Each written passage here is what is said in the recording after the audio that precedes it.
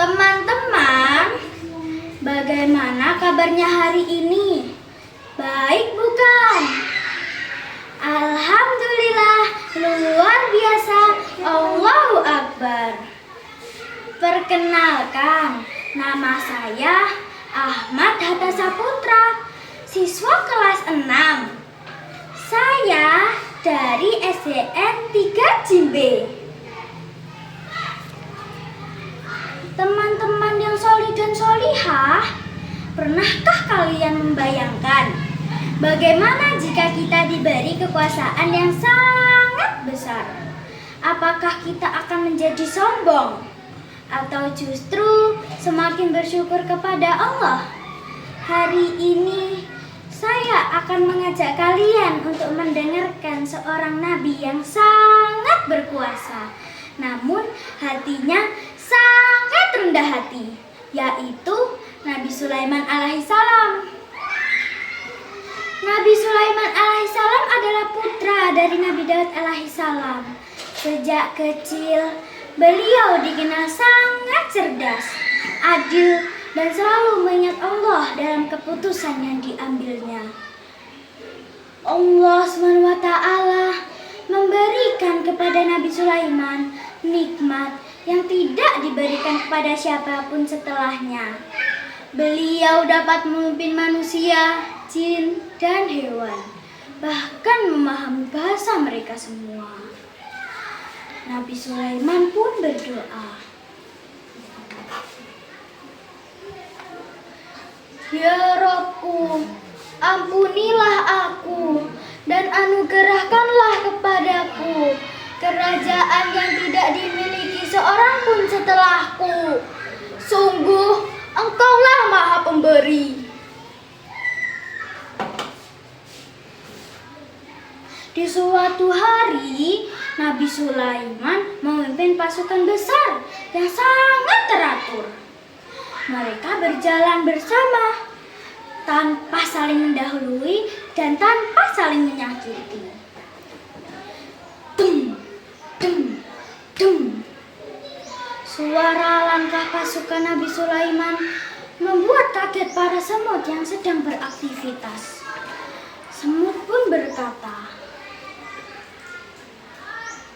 "Tolong, tolong, tolong. Apa itu?" Semut lain pun berkata, "Itu pasukan Nabi Sulaiman." Nabi Sulaiman pun berkata, "Berhenti!" memerintah pasukan Nabi Sulaiman. Nabi Sulaiman pun berdoa, "Ya Rabbku, ilhamkanlah aku untuk tetap mensyukuri nikmat-Mu yang telah Engkau berikan kepadaku, kepada kedua orang tuaku, serta agar aku dapat berbuat amal soleh yang Engkau ridhoi."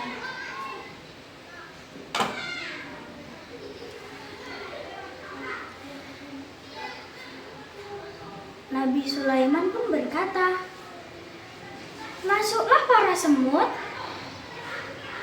Aku akan lewat di sampingmu agar kamu tidak terinjak oleh pasukanku." Para semut pun merasa lega dan tersenyum.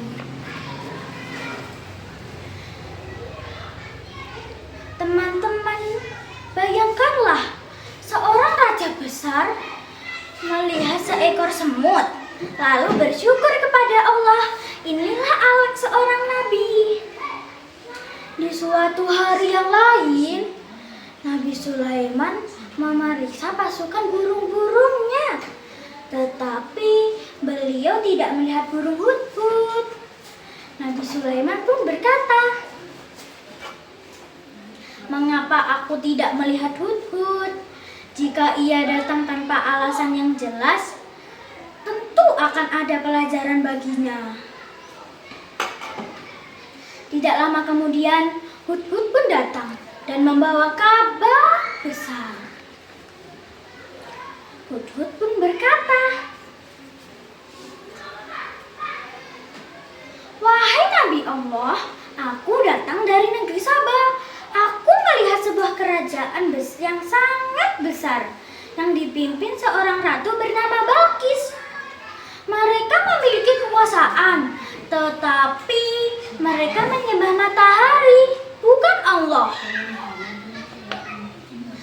Sulaiman tidak marah, tidak pula sombong.